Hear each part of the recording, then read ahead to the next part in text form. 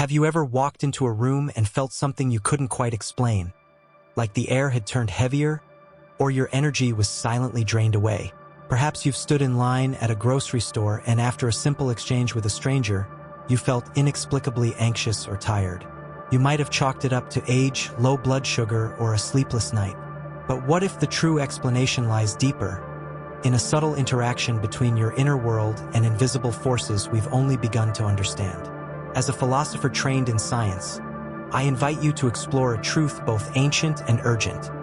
You are more than flesh and blood. You are an energetic being in constant exchange with a living, breathing environment of thoughts, emotions, and unseen fields that shape your daily life in profound ways. The human nervous system, as we know from neuroscience, is extraordinarily sensitive to environmental signals. The heart, for example, generates an electromagnetic field measurable up to 3 feet outside the body, a fact confirmed by the HeartMath Institute. That means your emotions don't just stay inside you, they radiate outward and interact with the energy of others. This is not mysticism. It is measurable. Your body, at rest, emits low-frequency electromagnetic waves, and when you're under stress, these waves become chaotic, disordered. Enter a high-stress environment, a hospital waiting room, an angry crowd, or even a heated political debate on television, and your brain's mirror neurons fire, syncing with the tension around you. What feels like a bad mood or fatigue may actually be an energetic response to something outside of your conscious awareness. This phenomenon has been observed in medical studies on empathic stress, showing that the presence of emotional conflict in a room can raise cortisol levels in people simply observing it. We are, in every moment, absorbing and reflecting emotional and energetic data. And yet, we rarely stop to ask ourselves, what am I allowing into my system? What forces are shaping my thoughts and emotional state? Not through reason, but through energetic contagion. Philosophers have long understood this subtle war of influence. Carl Jung called it the collective unconscious, a reservoir of shared human experience and archetypes that operate beneath the threshold of awareness. More recently, systems theorists and quantum biologists have begun mapping what they call morphic fields, patterns of information that appear to guide behavior not just in individuals, but across entire species. In simpler terms, when many minds focus on the same idea, that idea gains weight. It becomes a kind of energetic structure, a cloud of influence. And when you engage with it through fear, fascination, or even resistance, you feed it. This is not science fiction. It is the very nature of consciousness as a participatory force in reality. Now, imagine what happens when millions of people tune into the same emotionally charged story on the evening news, or when a viral debate sweeps across social media, fueled by outrage and fear. You may think you're just scrolling, but on a deeper level, your energy, your attention, your emotional resonance is being harvested. And as recent studies in psychophysiology show, long-term exposure to negative media correlates with increased anxiety, disrupted sleep, and even chronic inflammation in older adults. These are not just feelings. They are physical consequences of energetic dissonance. But here's where it gets practical. The first step to protecting your energy is to become conscious of it. Notice how your body feels after a conversation with a friend who constantly complains. Observe your breath and tension after 10 minutes of cable news. Track how you sleep on nights when you've spent time in nature versus nights glued to a screen. These aren't coincidences. They are data points in your personal experiment. As the ancient Greeks taught, know thyself is not a suggestion, it's a survival skill. Your energy is a resource. You can spend it, you can waste it, or you can learn to cultivate and protect it. Start with small actions. Limit your exposure to emotionally draining media. Take 5 minutes a day to sit quietly and scan your body for tension. Choose conversations that uplift rather than agitate. When you do this, you begin to take back sovereignty over your internal state. You become the author of your emotions rather than the actor in someone else's script. At age 65 and beyond, your body has seen decades of stories, struggles, and triumphs. You've built wisdom, but wisdom must be protected from energetic erosion. If we want to age with clarity, vitality, and purpose, we must treat our attention as sacred. What you focus on grows. Where your thoughts go, energy flows. And that energy is the currency of your life. So the next time you feel drained for no clear reason, pause, breathe, ask, what have I allowed into my field today? Reclaim that space. You are not too old. It is not too late. The invisible world is listening. And with a little awareness, you can change not only how you feel, but how you live. Imagine for a moment that your thoughts are not just fleeting sparks within your brain, but seeds you plant into a shared mental soil, where they grow alongside the thoughts of others, forming something larger, something alive. This is not metaphorical mysticism. It is the basis of what philosophers and scientists are now converging upon. The idea that consciousness is not confined to one skull, but exists as a shared field influenced by emotional resonance, belief, and repeated patterns. The ancient mystics called these invisible forms Egregor, collective entities born from the repeated thoughts and emotions of groups. Today, behavioral psychologists and neuroscientists speak of social contagion and collective behavior, phenomena where emotions, ideas, and actions spread like wildfire across networks, not because of logic, but because of energy. You've seen it in action, even if you didn't have a name for it. A group of calm individuals suddenly turns agitated during a protest, or an entire nation adopts the same fear during a crisis after watching repeated media coverage. What fuels these shifts isn't always facts. It's the emotional energy pulsing through the collective nervous system. Stanford University researchers studying emotional resonance in group settings found that individuals subconsciously synchronize their heart rates and even hormonal responses when emotionally engaged in a shared narrative. Your body is listening not only to your own thoughts, but to the energy of those around you. Let's take this further. Philosopher Carl Jung introduced the concept of the collective unconscious, a psychic inheritance shared by all humanity, filled with archetypes like the hero, the shadow, the mother. These archetypes influence our behavior silently, subtly shaping the stories we tell ourselves and others. When a large enough group of people fixate on a fear, a belief, or a hope, that shared energy forms a kind of thought entity that behaves like a living being, influencing emotions and behavior beyond logic or intention. Jung believed that without awareness, we don't have thoughts, thoughts have us. Modern studies of crowd psychology echo this, showing that individuals in crowds exhibit altered brain activity, making them more susceptible to suggestion and emotional extremes. In such moments, your individuality fades, and you are swept into a current of shared perception, often without realizing it. This is the nature of egregor and collective fields. These thought forms are neither good nor evil by nature. They are shaped by the intention and energy of those who feed them. Political ideologies, religious movements, even corporate cultures operate as living systems built from shared belief and emotion. Have you ever walked into a workplace and felt a tension in the air, even before speaking to anyone? That's the collective field. It affects how you feel, how you think, and even how your body responds. Heart rate variability, a strong indicator of emotional regulation and longevity, is measurably reduced in environments with high levels of psychological stress and low coherence. The science and the soul are speaking in harmony here. Environments filled with fear, conflict, or rigid ideology reduce your vitality, not metaphorically but measurably. Now here's where this becomes powerfully practical.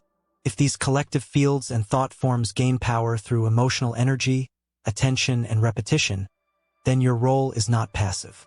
You are a participant. Every time you engage with a toxic ideology, rage-fueled media, or fear-based conversation without awareness, you contribute energy to the very system that drains you. But the opposite is also true. When you disengage from fear and return to clarity, when you refuse to feed a narrative that diminishes your peace, you withdraw life force from those collective forms. And over time, they begin to weaken. What can you do today? Begin by identifying the collective fields you're immersed in. Ask yourself, which group emotions am I unconsciously absorbing? Which ideas keep reappearing in my life not because I choose them, but because they are loud? Then choose a daily practice of energetic hygiene. Limit your exposure to emotionally manipulative media. Replace 15 minutes of morning news with 15 minutes of reading something that uplifts you. Practice conscious attention by journaling at the end of the day. What did I feed today with my attention and emotion? Where did I invest my life force? These small choices ripple outward, not only cleansing your inner field but shifting the collective one. At this stage in life, many people resign themselves to the belief that their influence has waned. But in truth, your awareness is more powerful now than ever. You have perspective, you have discernment, and in a world starving for clarity, your choice to think clearly and feel wisely is not just personal, it is revolutionary. You are not here to be shaped by unconscious forces. You are here to illuminate them. That is how we reclaim our energy, not by fighting what we can't see, but by seeing it clearly and choosing not to feed it. Think back to a moment in your life when anger suddenly took over you. Perhaps it was during a heated conversation with a loved one or while watching a news story that struck a nerve. You felt your heart race, your voice rise, and the sense of control slip from your hands. Maybe afterward you wondered, why did I say that? That wasn't me. That sense of having been momentarily hijacked is not just emotional turbulence. It is the precise moment when invisible forces, shaped by collective energy, latch on and feed. These forces, what mystics call Egregor and what psychologists might refer to as emotional contagions, thrive on the energy we emit during heightened states. This is not poetry, this is physiology. Your body, when in a state of fear, anger, or helplessness, enters a sympathetic nervous response, often called fight or flight. The adrenal glands release cortisol and adrenaline. Heart rate spikes. Blood flow is redirected from your brain's higher reasoning centers to the more primitive survival regions. And in that moment, your consciousness narrows. You become reactive. You become suggestible. You become a host. In recent studies on emotional regulation in aging adults, researchers found that persistent exposure to emotionally charged environments, whether through news, social media, or interpersonal conflict, leads to measurable declines in immune function and cognitive flexibility. What this means is that when you are constantly plugged into outrage, fear, or division, not only do you feel worse, but your body becomes more vulnerable to disease, and your mind loses the agility needed for critical thinking. This is exactly the terrain in which energy parasites operate. When your defenses are down, they grow stronger. When you ruminate on that insult from a week ago, or replay a fear-driven message from the media, you are quite literally feeding the force that seeks to keep you in a reactive state. The ancient Stoics understood this in their own language. Epictetus said, "It's not what happens to you, but how you react to it that matters." And today, neuroscience agrees. You have a built-in capacity to interrupt the loop, to shift your mental and emotional state, and in doing so, to starve these invisible influencers. Now imagine you're at a concert, a rally, or even a church service. The energy is high, emotions are synchronized, and you feel lifted or sometimes overwhelmed by a sense of collective unity. This is the power of the collective field at play. When directed with awareness and intention, this energy can uplift and heal. But when it is manipulated by fear, it can corral people into mass panic or irrational belief. We saw this during major political events, economic crises, and even during health emergencies. People did not just follow facts, they followed energy, and this is why awareness is your shield. Philosopher Gurdjieff observed that most people live in a state of mechanical reaction, repeating patterns handed down by culture, media, or groupthink. But the moment you become aware of your own reaction, you take a step back from the current. You become conscious. And when you are conscious, you reclaim your power to choose. So what does this mean in practical terms? It means your thoughts, your focus, and your emotional state are not small things. They are food or famine for the forces around you. Start by noticing your emotional triggers. What consistently upsets or drains you? Make a list. Next, track your attention. What do you consume daily on television, online, in conversation?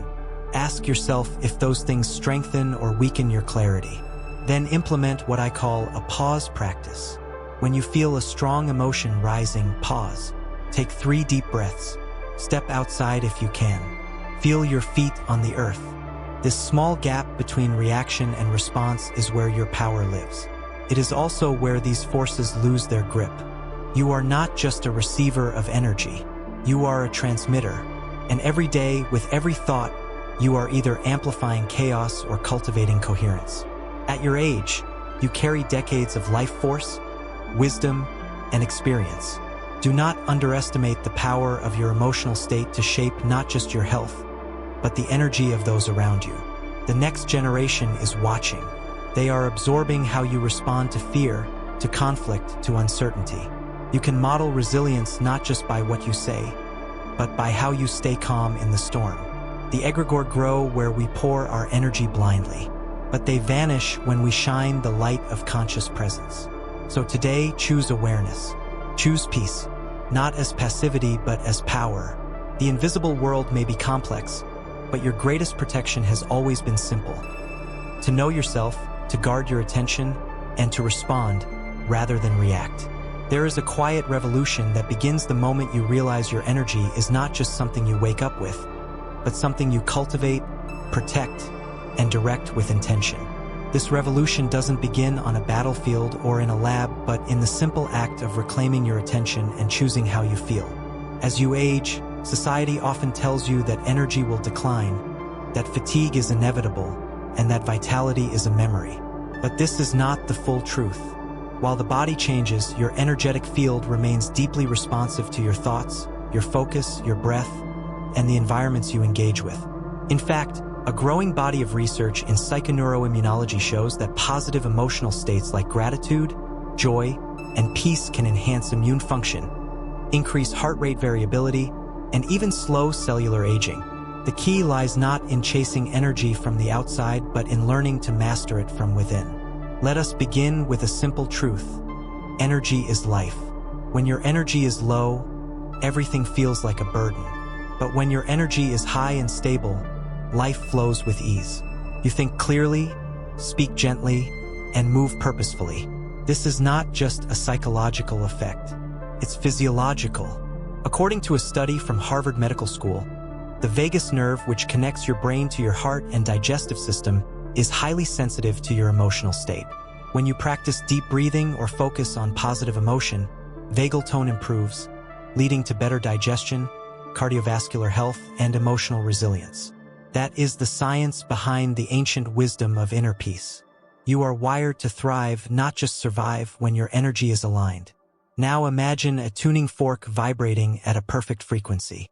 When another fork nearby begins to match that frequency, the two resonate, amplifying each other. This is coherence. In energetic terms, when your mind, emotions, and body are in harmony, you enter a state of coherence where energy flows smoothly and powerfully through you. The HeartMath Institute has documented this effect in hundreds of case studies. People who practice heart-focused breathing and gratitude journaling experience improvements in sleep, focus, and even blood pressure. And these practices are not exotic rituals. They are simple, daily disciplines that anyone can adopt. At your age, with the wealth of experience and memory you carry, these practices don't just restore energy, they unlock a deeper version of yourself that younger people have not yet grown into. When you walk into a room with strong, balanced energy, you uplift others without even speaking. This is how the laws of subtle energy work. Just as a single candle can light many others without diminishing itself, your calm presence has the power to shift the emotional climate around you. Think about how you feel when you are with someone who is grounded, joyful, and fully present. You relax. You breathe more easily. You feel safe. Now realize that you can become that person for your family, your community, even for strangers. Energy is not limited by age. It is expanded by awareness. But this awareness must be protected. You wouldn't leave your home unlocked in a dangerous neighborhood. So don't leave your energy field open to every negative influence. Set boundaries. Be mindful of where your attention goes. Turn off sources of constant conflict and noise. Say no when something drains you. Spend more time with what nourishes you. Nature, art, silence, uplifting conversation. Create a morning ritual that centers you before the noise of the world begins. It could be as simple as 5 deep breaths, a stretch, a cup of tea in silence, or writing down 3 things you're grateful for. These small acts create a ripple effect through your entire day, influencing your thoughts, your choices, and the way your body processes stress. We are living in a time when external forces are louder and more invasive than ever. But we are also living in a time when tools for inner mastery are more accessible than ever before. The choice is yours, to be swept up by the storm or to become the calm within it. And that calm is not weakness. It is power. It is the power to respond rather than react, to create rather than consume, to heal rather than harm. The great philosophers from Lao Tzu to Marcus Aurelius all pointed to this state of inner sovereignty as the mark of true maturity. In a culture that rewards speed and noise, you now have the opportunity to embody depth and presence. So take this moment as an invitation. You are not here to fade quietly. You are here to emanate. Your presence, when aligned, is a lighthouse. Your energy, when centered, becomes a blessing. The invisible forces we have discussed feed on distraction, fear, and emotional reactivity. But they lose their grip in the presence of a mind anchored in clarity, a heart rooted in peace, and a soul awakened to its true capacity. That is the essence of energetic mastery. It is not just the ability to survive the storm, but to remember that you are the stillness that the storm can never touch. If your body were a house, your energy would be the electricity running through every room, powering the lights, heating the water, keeping the entire structure alive and functional. But what happens when you leave your windows open in a storm or allow strangers to walk through your halls uninvited? The current becomes unstable, the systems falter, and over time, the home begins to wear down. In the same way, many of us unknowingly leak energy throughout the day by neglecting simple yet powerful practices of self-awareness, protection, and renewal. At this stage in life, energy management is not a luxury, it is essential. You've earned the right to peace, clarity, and strength. But like anything valuable, it must be guarded and nurtured. The good news is that the most effective tools to protect your energy are simple, practical, and backed by both ancient wisdom and modern science. The first and most foundational practice is body awareness. Your body is your antenna. It receives, stores, and transmits energy constantly. But most people go through their day disconnected from it, unaware of the subtle signals it gives. Begin each morning by scanning your body. Sit quietly, close your eyes, and bring your attention slowly from your feet to the top of your head. This isn't imagination. This is somatic awareness, a scientifically supported method used in trauma therapy and mindfulness-based stress reduction to calm the nervous system and reduce inflammation.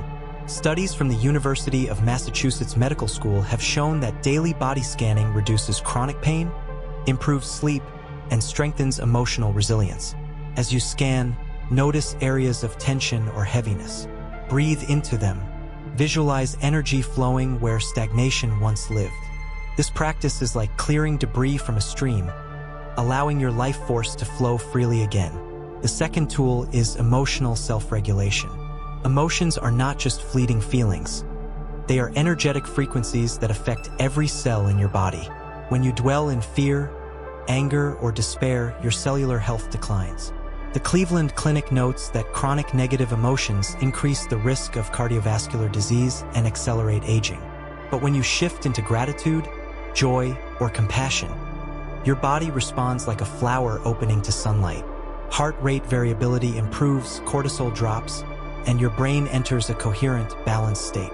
So choose your emotional diet as carefully as your physical one. Begin a gratitude journal.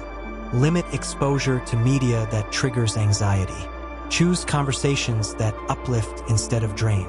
If you find yourself spiraling into negative thought loops, interrupt them with music, breath, or movement. These are not spiritual cliches. They are neurological interventions. You are not at the mercy of your emotions. You are their guide. The third practice is conscious breathing. Breathing is the bridge between your body and your mind, between your conscious choices and unconscious patterns. Deep abdominal breathing, where the breath moves your belly rather than your chest, activates the parasympathetic nervous system, signaling safety and restoring balance. Controlled breathing is now used in clinical settings to reduce anxiety, lower blood pressure, and even improve memory in older adults. Try this each morning. Sit comfortably, place one hand on your belly, and breathe in slowly through your nose. Let your abdomen rise. Exhale gently through your mouth. Do this for 10 cycles.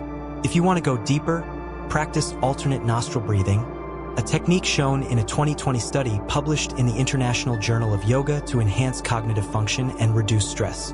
Breathing consciously gives you back the reins to your energetic system. Next, master your attention. Your focus is a magnet for energy. What you focus on grows. If you spend your day ruminating on fear, regret, or comparison, you empower those states.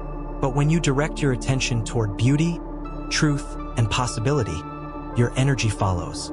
The philosopher William James said that the greatest weapon against stress is our ability to choose one thought over another. Begin with 5 minutes a day of focused attention. Light a candle and observe the flame. Gaze at a tree and study its stillness. This isn't wasting time. It's training your mind to stay centered. Over time, this mental discipline becomes your shield against the chaotic pulls of the outside world. Finally, use visualization to build energetic boundaries. Just as your skin protects your body, your energy field can be protected by intention. Picture a field of golden light surrounding you, strong yet breathable. Imagine roots from your feet grounding you into the earth's calm presence. These mental images may seem symbolic, but their effects are measurable.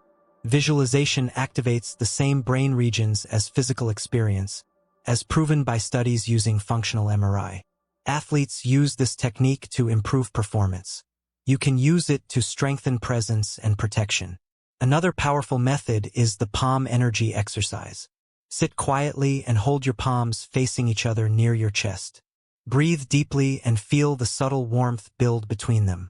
This is your energy. It is real. It is yours to direct.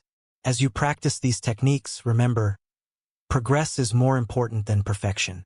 Some days your energy will feel strong. Other days it will feel scattered. That is normal. What matters is the commitment to return, to reset, to realign. And as you do, something profound will happen. You will begin to influence the world around you, not through force, but through frequency. You will become a source of clarity in a time of confusion.